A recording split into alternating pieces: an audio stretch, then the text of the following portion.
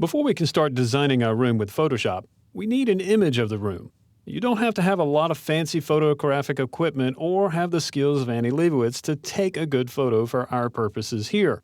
But there are some things you should know that will help reduce your time in Photoshop. First, you want to clear the room of any furniture and furnishings if you can. The more stuff in there, then the more likelihood there's going to be a problem that you're going to have to fix in Photoshop.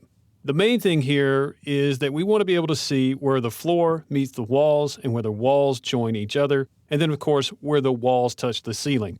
Those planes are going to be very important to us a little later on in the process. So if you can't move all of the furniture, try to move it a little bit out of the way so that we can see those areas in the image. Now, if you can't take down your drapes, at least tie them back. Now, this achieves two goals. One, it minimizes clutter, and then two, it lets in more light. So get rid of the curtains if you can. If you can't, at least try to maybe take down the shears that are underneath them if you have those, or raise the blinds. The purpose here is get in more light. Light is critical when we start taking photographs of the room. Now, speaking of light, try to shoot during the day when the most amount of light enters the room.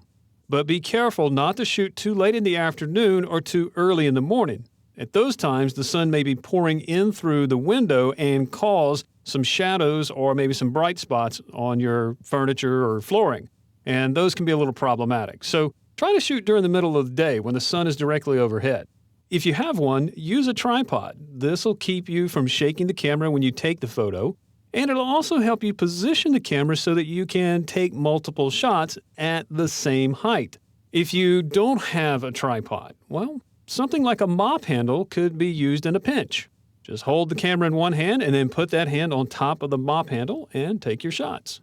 Preparing your room before you take any photos will go a long way in shortening your working time in Photoshop. Remember, you want to spend time on your design, not fixing problems with your images.